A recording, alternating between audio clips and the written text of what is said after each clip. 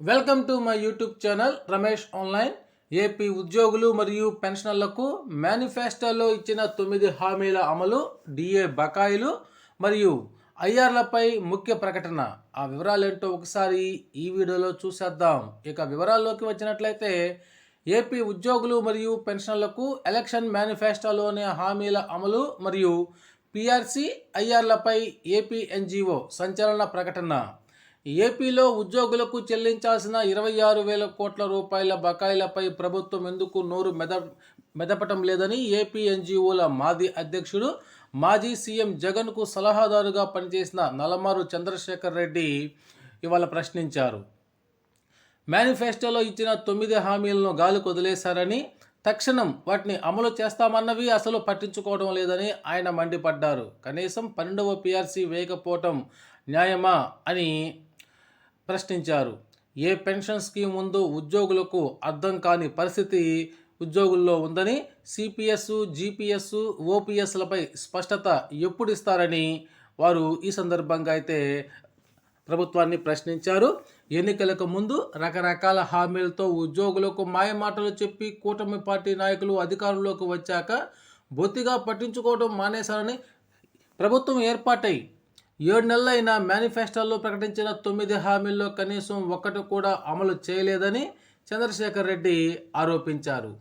ఉద్యోగులకు ప్రభుత్వమే 26,000 కోట్ల రూపాయల బకాయిలు చెల్లించాల్సి ఉందని, సంక్రాంతి కానుకగా ఇస్తామన్న 1,300 కోట్ల రూపాయలు పండగ ముగిసి వారమైన విడుదల చేయలేదని వారు ఆక్షేపించారు.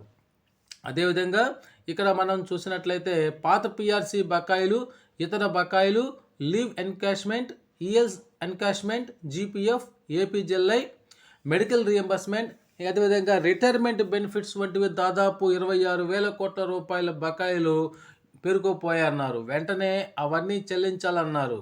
సంక్రాంతి సందర్భంగా ఉద్యోగులకు 1,300 కోట్ల రూపాయలు ఇస్తున్నామని ఆర్థిక మంత్రి పయ్యావుల కేశవ్ ఆర్భాటంగా ప్రకటించినప్పుడు తమ డబ్బులు తమకు ఇవ్వటం కూడా గొప్పేనా అని ఆశ్చర్యపోయామన్నారు. సంక్రాంతి ముగిసి వారం దాటినా కూడా ఉద్యోగులకు అవి చెల్లించిన పాపాన పోలేదన్నారు.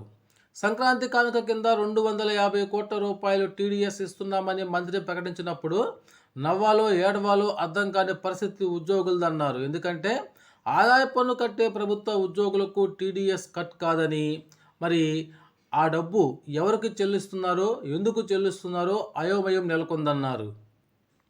సిపిఎస్, జిపిఎస్ విధానాన్ని పునః సమీక్షించి ఆమోదయోగ్యమైన నిర్ణయాన్ని వెలువరిస్తామన్న ప్రభుత్వం ఇప్పటి వరకు దీనిపై స్పందించలేదన్నారు. సిపిఎస్, జిపిఎస్, ఓపీఎస్లలో ఏ విధానంలో కొనసాగుతున్నామో ఉద్యోగులకు అర్థం కాని పరిస్థితి నెలకొందన్నారు. మెరుగైన పిఆర్సీ అమలు చేస్తామని ఎన్నికల్లో హామీ ఇచ్చారని, 2023 జూలై నుంచి పిఆర్సీ అమలు చేయాల్సి ఉన్న అధికారంలోకి వచ్చిన ఈ 7 నెలల్లో కనీసం పే రివిజన్ కమిషన్ కూడా ఏర్పాటు చేయలేదన్నారు. ఉద్యోగులకు వచ్చే అలవెన్సులు తక్కువగా ఉన్నాయని, అధికారంలోకి వచ్చాక వాటిని పునఃపరిశీలన చేసి ఆ అలవెన్సులను పెంచుతామని హామీ ఇస్తే హెచ్ఆర్ఏ పెంచుతారని ఆశించిన ఉద్యోగులకు భంగపాటు తప్పలేదన్నారు. కూటమి ప్రభుత్వం వచ్చి రాగానే ఉద్యోగులకు మరియు పెన్షనర్లకు మధ్యంతర వృత్తి ఐఆర్ ఇస్తామని హామీ ఇచ్చి నెరవేర్చలేదని, ఇప్పుడు కనీసం 30% తగ్గకుండా ఐఆర్ ఇవ్వాలని చంద్రశేఖర్ రెడ్డి కోరారు. ప్రతి నెల 1వ తారీఖున పెన్షన్లు, జీతాలు ఇస్తామని చెప్పిన హామీ మొదటి 2 నెలలకే పరిమితమైందన్నారు.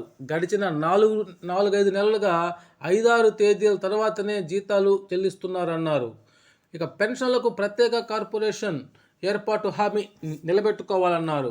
వాలంటీర్ల వేతనాలు 5,000 నుంచి 10,000కు పెంచుతామని లేనిపోని ఆశలు కల్పించారని, ఎన్నికల్లో వాడుకొని అధికారంలోకి వచ్చాక వేతనాలు పెంచకపోగా కనీసం వారిని ఉద్యోగాల్లో చేర్చుకోకుండా, జీతాలు చెల్లించకుండా వేధిస్తున్నారన్నారు. ఇప్పటికైనా కూటమి ప్రభుత్వం మేనిఫెస్టోలో చెప్పిన విధంగా ఉద్యోగులకు ఇచ్చిన 9 హామీలు తక్షణం అమలు చేయాలన్నారు. ఉద్యోగులు, పెన్షనర్లకు పెండింగ్ పెట్టినటువంటి ఆ 2 డిఏ బకాయిలను కూడా చెల్లించాలని వారు ఈ సందర్భంగా ప్రభుత్వానికి తెలియజేశారు. ఈ విధంగా అయితే పెండింగ్ బిల్లుల గురించి మాజీ సలహాదారు ఈ విధంగా చెప్పడం జరిగింది.